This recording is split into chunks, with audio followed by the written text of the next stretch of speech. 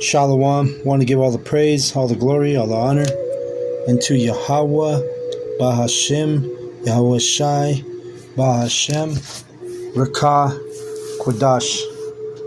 Double honors goes out to the elder apostles of Great Millstone for teaching me the truth. Also want to acknowledge all the Akyam who are pushing the truth with sincerity throughout the four corners of the earth. Shalom to the elect of the nation of Israel. This is Shabai from GMS in the Denver camp. And I'm going to read 1 Samuel 30, starting at the top. It's speaking about King David's victory over the Amalekites.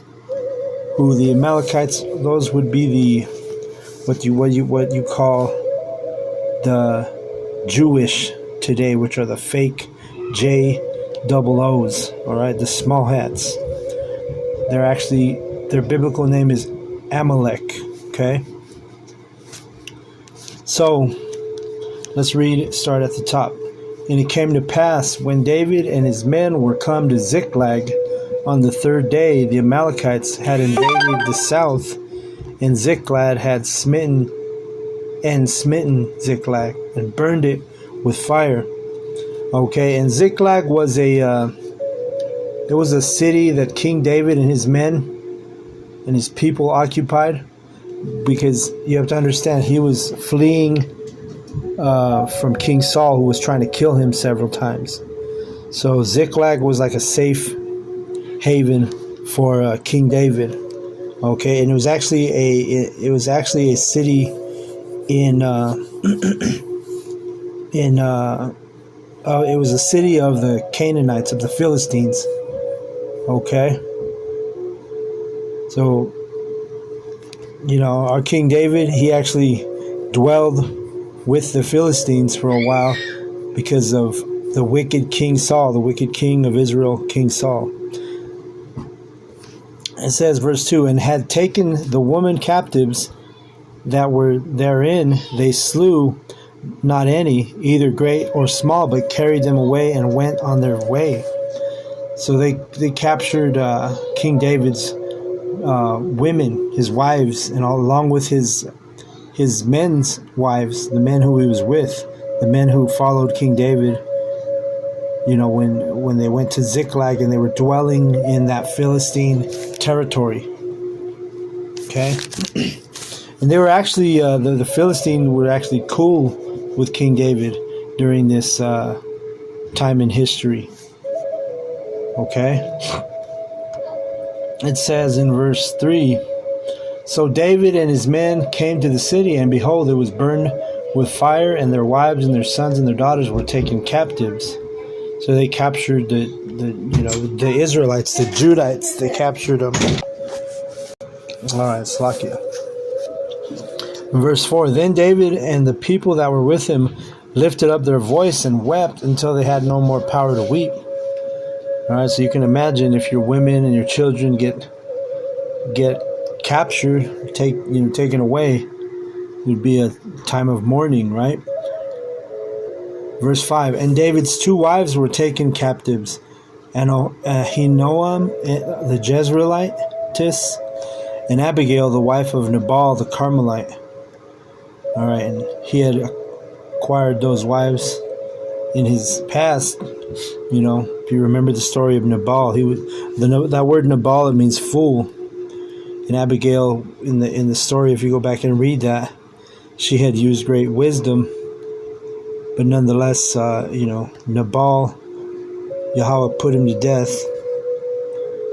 and Abigail was, known as a beautiful woman. And King David took her as his own wife. All right. So see, this is in the kingdom, we're going to have women who are virgins. Even King David had to deal with this madness that we have to deal with, where, we're getting, as they say in the world, sloppy seconds, right? Even King David had to get sloppy seconds. All right. Because she was first Nabal's wife. See, our women in the kingdom, they're going to be young tenderonies when we get them. And they're not going to be never been touched by another man. You see? Verse 6. And David was greatly distressed For the people spake of stoning him, because the soul of all the people was grieved, every man for his sons and for his daughters. But David encouraged himself in Yahweh, his power. Okay? And so that shows you how heavy it was. They wanted to kill King David.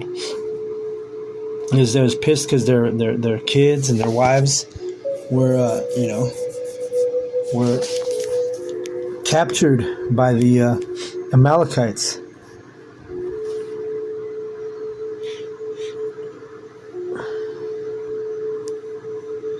So it says here in verse, but then again, read the last part. It says, but David encouraged himself in Yahweh, his power.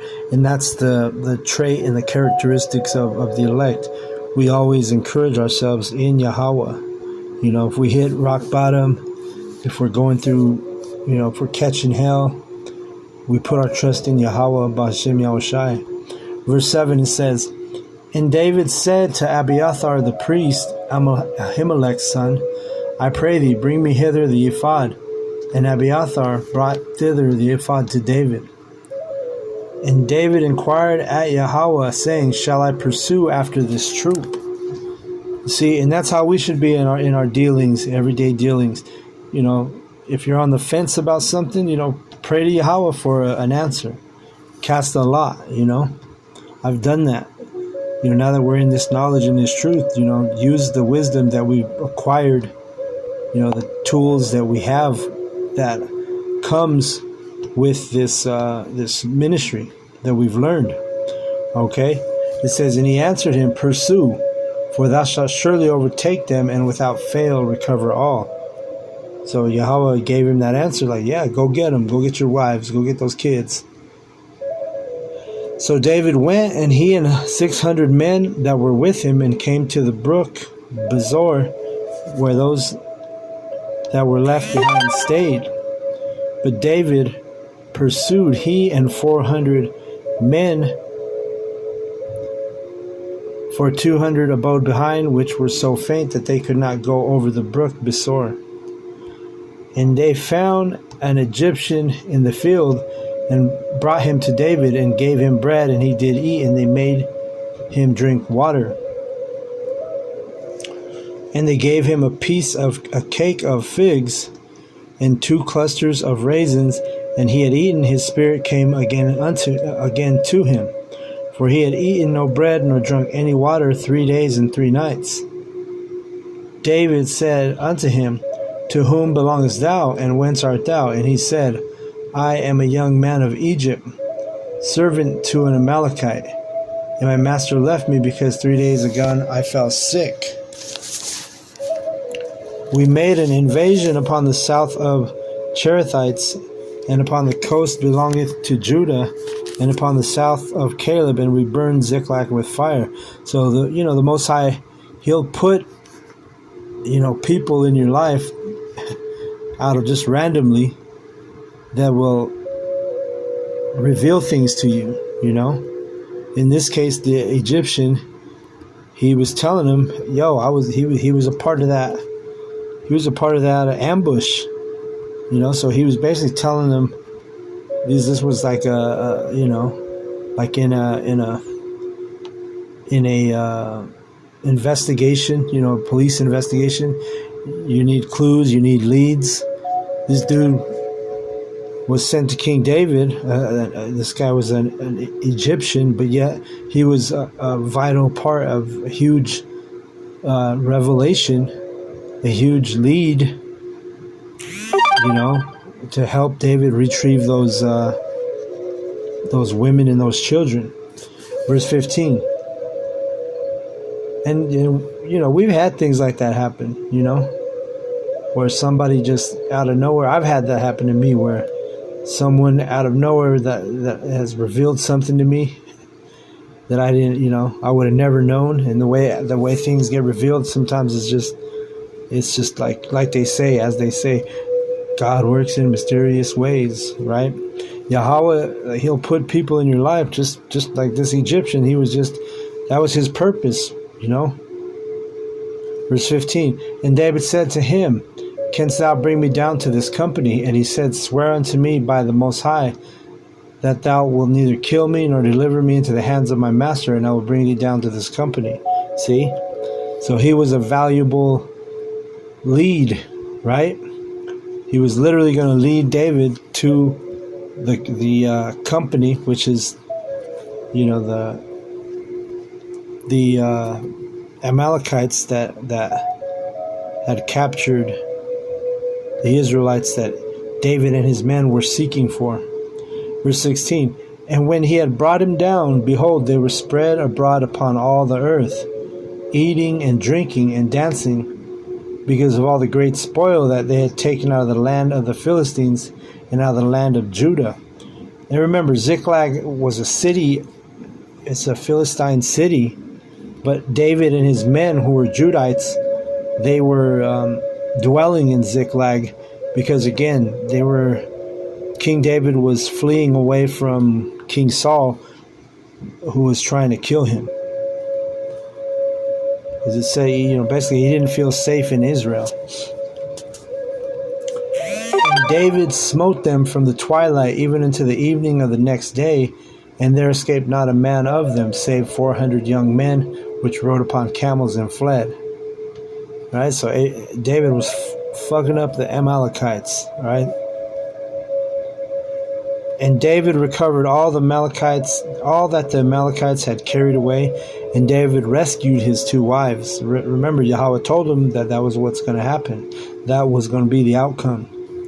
Verse 19, and there was nothing lacking to them, neither small nor great, neither sons nor daughters, neither spoil nor anything that they had taken to them. David recovered all. Okay. And David took all the flocks and the herds which they drave before those other cattle, and said, this is David's spoil.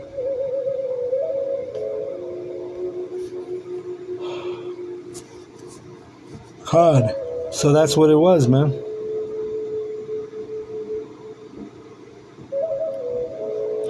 David recovered everything.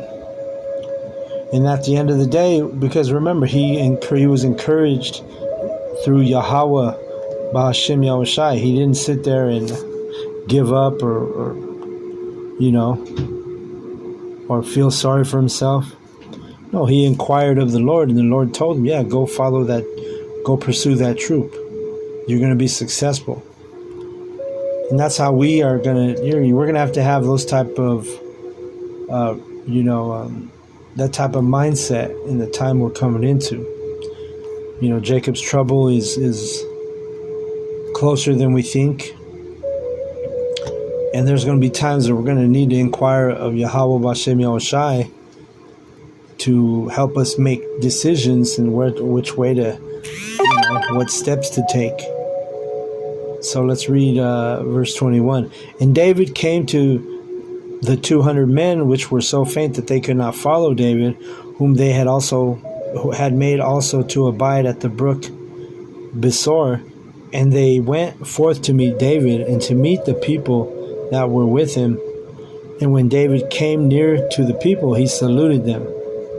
All right, so he went back to go, where the other 200, the ones that didn't go to battle with him.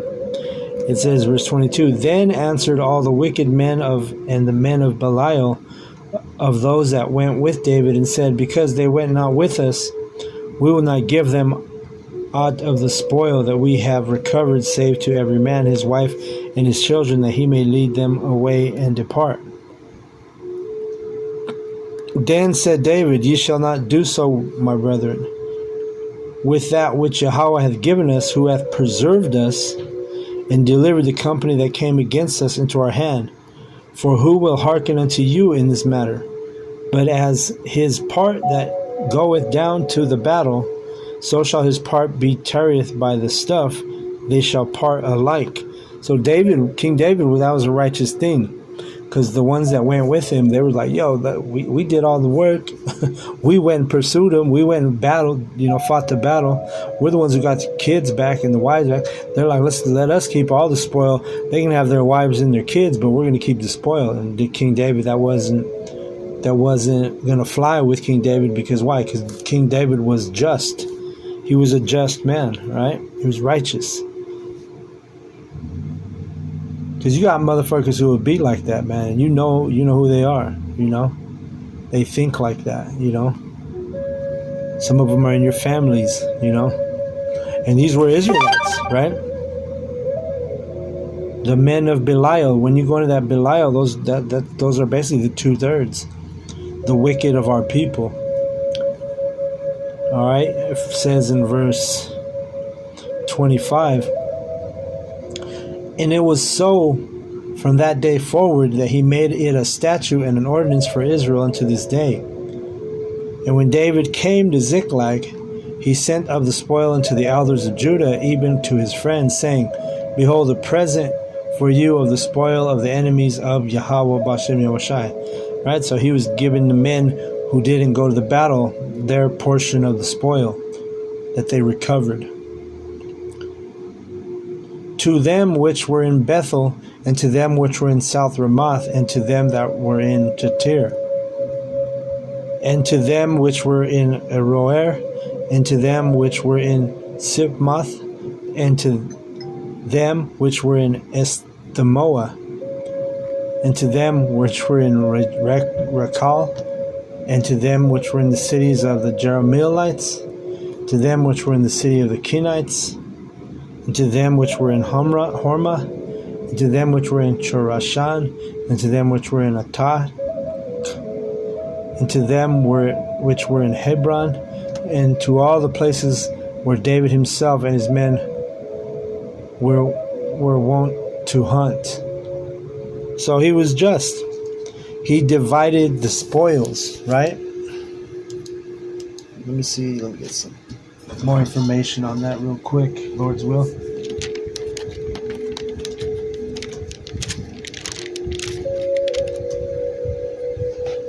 Let's see. So he was dividing the spoils, right? I just typed that in, divide the spoils, meaning.